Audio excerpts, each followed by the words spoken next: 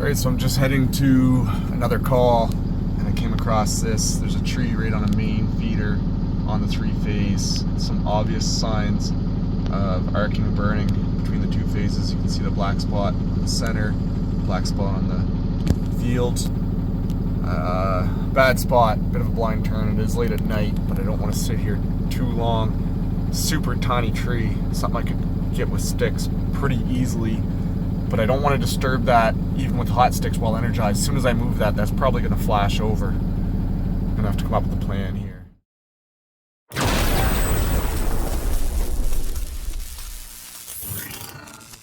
Alright, so we found a much better spot where I can get off the road enough here. The tree is on that next span, just around that corner. Like I said though, guys, that's I can remove it with hot sticks and rubber gloves quite easily. The only problem is I've got to open that line. I don't need a work permit on it. I can remove that with tested sticks and gloves according to our procedures. There's a switch not too far away that's it's off an interrupter. I can operate that by myself from the ground. I won't even have to leave the air. I think maybe that's what I'll call my dispatcher and see if he wants to go that route. If I go down to the substation, pop open that interrupter, just a fancy breaker basically, come back here, I should be able to knock that off just with the stick and close that right back in. Be a very short power outage, fairly large but short. So that red line is my GPS. That's where I'm at right now. When I was heading out to the call, that blue line is the marker. That's at the exact location of the tree. The blue lines on the screen, that's three-phase. The red's all the single-phase sidelines. And that S is the substation. So there is a switch feeding this line here. So that's going to shut off power to this entire area. Apparently I didn't bring my work phone with me today, so I'm going to pause this video real quick and give my dispatcher a call. So it looks like that's the plan we're going to go with. There was some discussion about getting in a couple more guys from home. If we go that route, still going to use the same plan. The only difference would be I'd leave a guy standing by right at the substation. So it would shave off maybe 5 to 10 minutes worth of driving back and forth. But they'd be a couple hours getting here, and there's quite a few other calls in the system. So we had a little chat about it, and to open a closer switch, we'd have to also bring in traffic control for the duration of the job. We're gonna pop that interrupter open. It'll be less than a 30-minute outage, and clear that tree with sticks and rubber gloves, and then we'll get that power back on. Let's head down to the substation. Well, it was a 6-minute drive, so that's not too bad.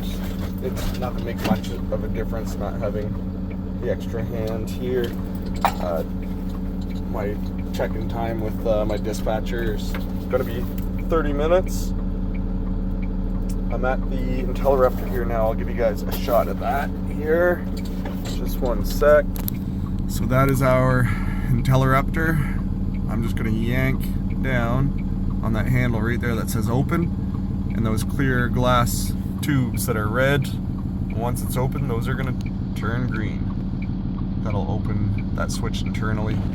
I don't have to open the backups or anything where I'm not taking a work permit on the system. Just going to jump out and get a few things ready here. Alright, so we've got our switch stick to open the interrupter, and I've got another stick here with the saw blade on it. Even though likely won't have to be doing any sawing, this guy hooks on much better than the switch stick.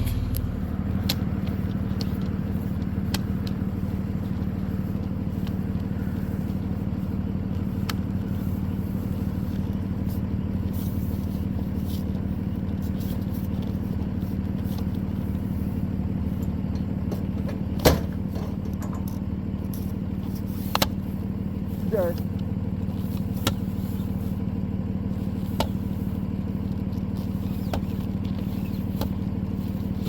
So this actually worked out really well. I was able to get my truck completely off the road right here.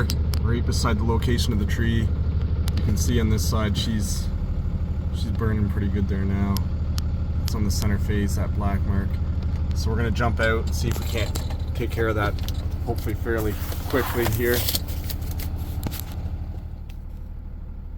So my plan here is to find a spot where I can stand, that when the tree falls, I'm gonna be out of the way. That's why I kind of move towards the back into the woods a little bit here.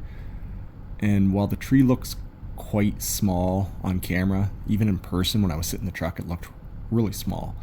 Once I got up close, the butt of it was probably about 8-inch diameter. It was a little bigger than I was hoping. And where it's a spruce tree, it wasn't even broke off. So you can see here I'm hooked on. I've got some really good leverage. I'm like 25 feet up in the air, and that guy did not budge. And that's because it was uprooted. So in this shot, you can see the tree shaking.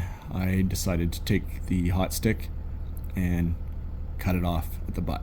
So right there, it cut clear and ended up getting hung up on that one outside phase. I wasn't worried about it damaging the phases or anything. It was, even though it was a little bit bigger up close, it wasn't an overly big tree. It wasn't enough weight to cause any damage to the lines, and the lines were not energized. And it actually hung up on this tiny little branch, like the size of my finger. So I figured right now, where it's completely cut off at the ground, it would break that tiny branch and fall clear. It's not working. It's just sliding back and forth. It's hung up real bad. So kind of a pain, not the end of the world. I just got to cut off that one tiny branch. Problem is I've got to cut it flush with the tree. So I use the phase to actually guide my saw blade. I lay it right against the phase and I let it slide down, and carefully, without cutting any of the strands, you can see right there, that tiny little branch. It cut clear fairly easily. I did fast forward a couple shots here. I was probably out of the truck for maybe a total of 15 minutes. But now that that branch is clear, I'm able to go with my first plan, hook on again with some great leverage, and down she comes. So worked out pretty good. It was a little bit more work than I was hoping, but now we're all set to go close that line back in. That didn't come off as easy as I was hoping. I had to go to the butt of the tree and cut the butt off with hot sticks. You wouldn't want to get that close if it was energized because of step potential, but where the line's out, I use the top two sections of the stick. Rubber gloves, kept my distance, and cut the butt off, and then it got hung up on a branch up top. God, I'm getting out of shape. Getting old. So I was trying to explain here, but the voice was extremely muffled, so I'll just do a quick voiceover. But opening a switch, generally speaking, there's a device. When you open it, it opens. For closing, there's usually a backup device. So I'm just resetting that backup device right there, the lockout it's called. So I have to reset that before I'm actually able to close the switch in. Pretty dark down the street there. My camera lens is pretty dirty, apparently.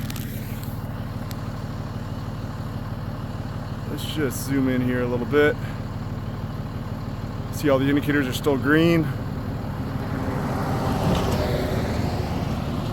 We activated the close function.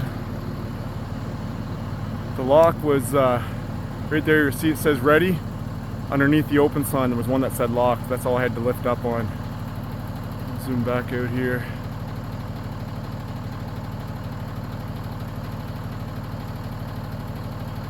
Probably another, oh, there we go, beauty. Look down the road, my dirty camera lens, and we've got lights. Right on. All right, guys, so that was a bit unplanned. Completely stumbled across that tree. A lot of times, stumble across something like that, I can get the other guys on call to come get that, and I still could have here, but there was quite a few burn marks. That was right on the 3-phase, and we're starting to get some fog here in the air now. That would have flashed over and knocked the power out. The outage would have been much longer. The duration for this one was pretty well exactly 30 minutes, including travel time back and forth to the switch. So pretty happy with that. We'll drive my honking. All right, that's it. I'm gonna call the dispatcher. I gotta go home, go to bed. Thanks for stopping in. As always, guys, and we'll see y'all soon.